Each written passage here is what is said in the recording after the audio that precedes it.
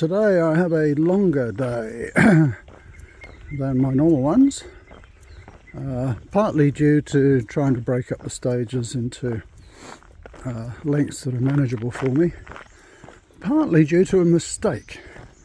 So where I stayed last night in Vilariño, which I have to say was a stunning place to stay. It's an old coaching inn, hundreds of years old. I had a really good sleep. It was their day off, but they let me stay there and even prepared a really nice meal. Really great place to stay. But it wasn't that clear. Oh, look at this view with the clouds. It wasn't that clear on my app exactly where it was, and so when I was planning, I thought today would be a 21k stage. It's actually a 24k stage, which, you know, would be all right for me, except that I'm crossing the River Minho today, and that requires a 300-metre descent, very steep descent down to the river, and an ascent straight up. So sort of using John Brearley's methods, he estimates, if you like, the extra effort required for ascents and descents, and it's roughly, 100 metres up or down equates to an extra kilometre, I think, of distance. So it's really going to be like a 30k day for me. So seems like we've got a lot more road walking today.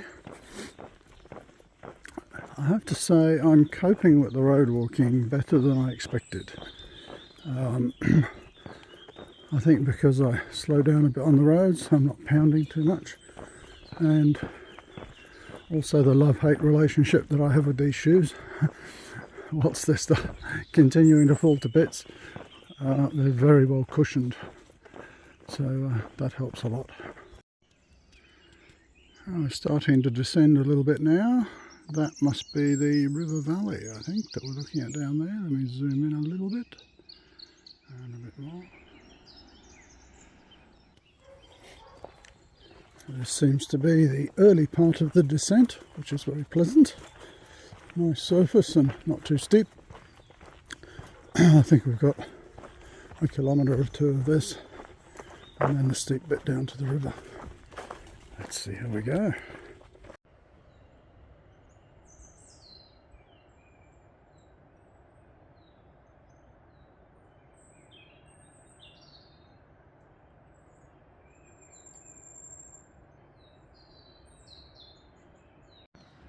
Okay, this is clearly the start of the steep bit. The good news is, down to this part, it was relatively easy. If you want a comparison, I'd say probably like walking the bit down to El Acebo on the Francis, but with a much better surface. It's not a loose surface. I can see the river, so not too far to go. Let's see if I can get down this bit now without ending up on my butt or wrecking my knees. I'm going to have to take a bit of video as I'm going down. I'm stopping to enjoy the view, because if I try and walk and I look at the view, I'm going to fall over. This is gorgeous, isn't it? There's obviously some sort of weir or something there on the right. That's where the noise is coming from, and there's ripples on the river. Wow, let's just take this in for a moment. Isn't this picture perfect? As I walked down here and saw this view open up, one thought struck me. Oh no, I've got to walk up there. So I hope that cafe's open, because I can sit and rest a bit. Just look at this view. So this is just coming down into Belazar. Rather quaint little village. I'm going to put the phone away because I need my poles. This is still very steep. Okay, so there is a little bar in Belazar, just down from the bridge, next to this pontoon, but it's closed. never mind. Looks like they have really good food.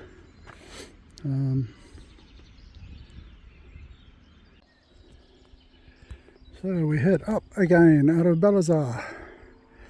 I'm not sure if I recapped the descent into Belazar. Bearing in mind I have done this in ideal conditions. It's not too hot and it's dry. It wasn't as bad as I thought. It is probably similar difficulty to coming down, and I remember this because I only did it a couple of weeks ago, coming down from El Acebo to Molina Seca, but the surface is much better and it's all over pretty quick. The steep bit is only about 30-45 minutes. So it's really nothing to worry about, and I would just reiterate, in wet weather, do take care. Yeah, a thought has crossed my mind, thinking that this was built by the Romans for carting goods. How on earth would you get a cart up this hill, you know, drawn by oxen or horses or whatever? It is steep, man. Really steep. I mean, obviously they did it. I'm just trying to work out how. You obviously wouldn't have the cart laden too much. You'd have plenty of horsepower or oxen power at the front, but you'd have to have sort of people ready with chocks to put under the wheels or something, you know.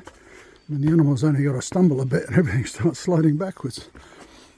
I don't know what the grade of this would be. It's hard to tell in a video, but probably 30%. You know, it's getting my heart going walking up it. So I'm going to have to go and research this now. How do you get a horse and cart up a really steep hill? Okay, more stunning views. How many more stunning views can there be?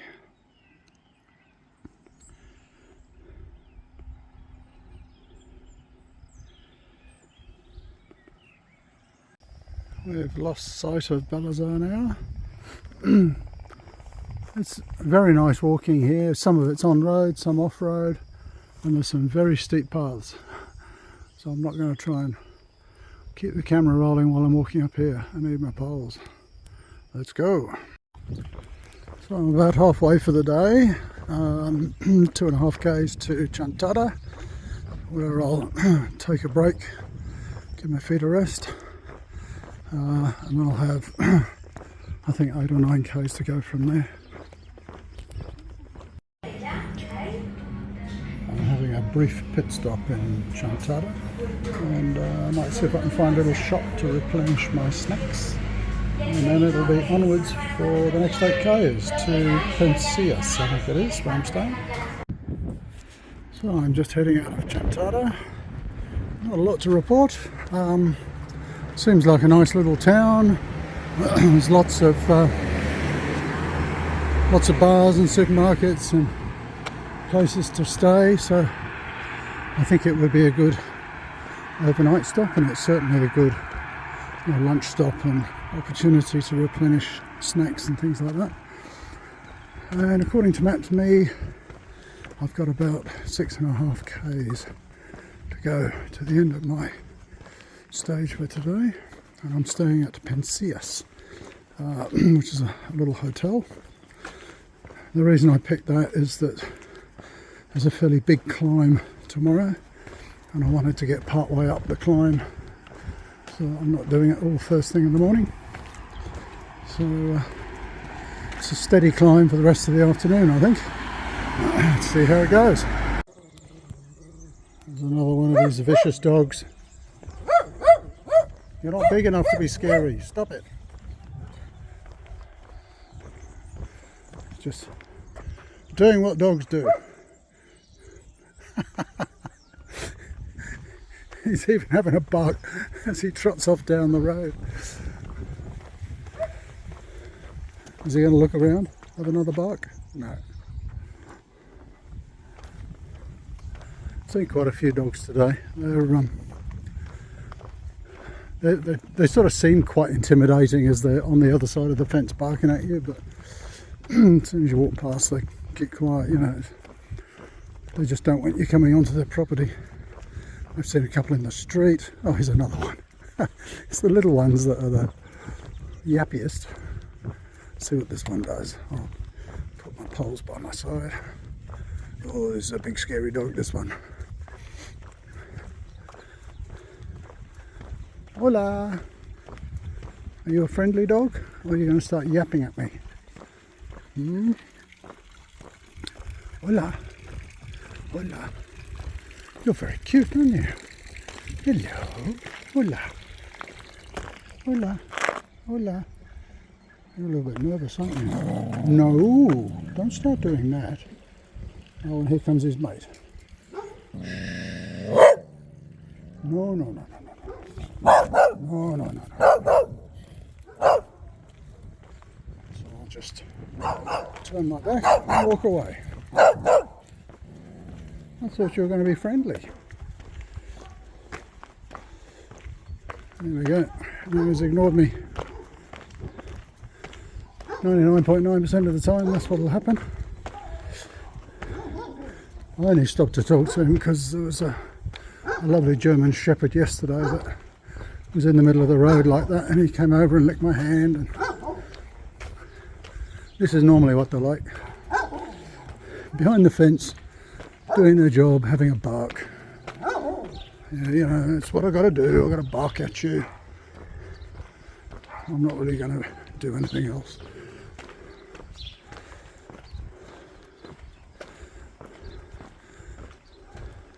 It's an interesting top on an old house, isn't it?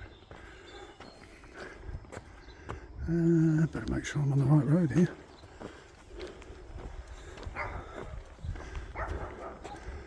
Another one. This is a little yappy terrier.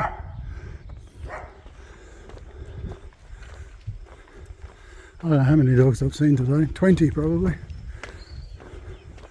Generally they have a big... Oh, you're a big boy. Oh, yes. So this is a Spanish Mastiff, I think. I would not mess with him. But you'll notice as I walk past, he'll be quiet. He just wants to make sure I'm not coming into the property. They're very intimidating, those big guys. He'll bark a bit and then he'll stop.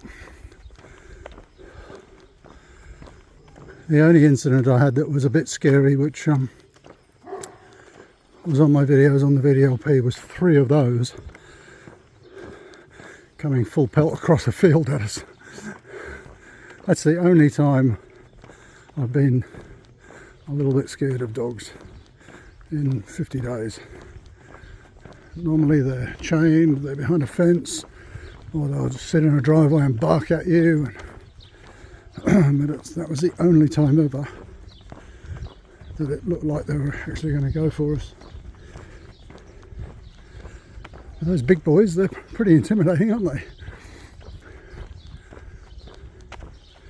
They're just doing their job, guarding the property or guarding the sheep. Alright, I better stop yapping and get on with it. I've seen a couple of these. I forget the name in Spanish. I'll look it up. They're basically for sort of corn storage and stuff. Stops the rats getting up into them. Very Galician. There's a better one there. And another one. Alright, there's an arrow. We're on the right track. Let's get going. There's another one. And I looked up the word because I didn't want to pronounce it incorrectly, although I probably still will. Oreo. Oreo.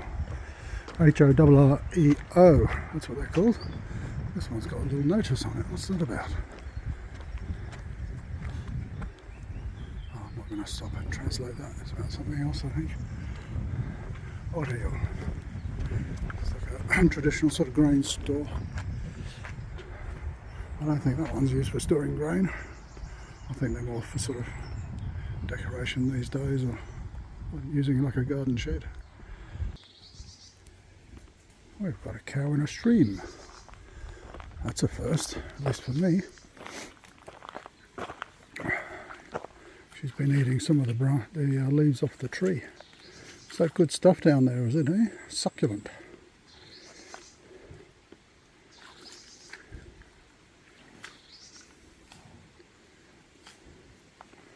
Yeah, the other one was in there but just climbed out. Oh, and we have the bull in the field too.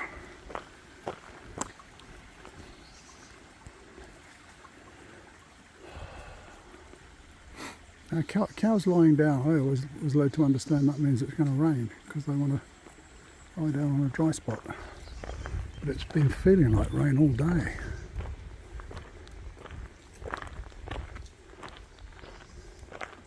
Is it going to rain, ladies? What do you reckon? You obviously think so. Well, I better get on then before it rains. Well, I have hit a major milestone. Check this out. Let me turn the... I am just under 100 kilometers from Santiago. Now back away, I saw a sign with 100.2. And I thought, oh, I wonder if they have a 100k marker, like on the Francis, you know, a specific 100k marker. They didn't. Well, I didn't see one. But now I am officially less than 100 kilometers from Santiago. So that's significant in a number of ways. Firstly, I'm more than 900 kilometers from my start point in Sevilla on the Via de la Plata. I can't remember how long the Camino Invierno is. I think it's about 260, 280, some fair way along that. But the thing to remember also is because now I'm under 100 kilometers from Santiago, I need 2 stamps in my credencial every day. So I've been walking for almost 50 days, putting 1 a day. Now I've got to try and remember to get 2. Hopefully I'll find enough places to be able to do that. Certainly in some of the recent days, you know, there wouldn't have been an opportunity to get a stamp through the day. But I made sure I got an extra one today at a cafe in Chantada, and I shall make sure that I get 2 tomorrow. So I generally do one wherever I'm staying, and then I'll try and get one along the way from somewhere else. That could be the tricky one if I'm not going through, you know, villages with cafes and things like that. But I'm sure I'll manage. So what a great milestone. Now I don't think I've got too much further to go today. I'm guessing probably about 3 k's, but a bit of an ascent still, I think. So let's get on with it.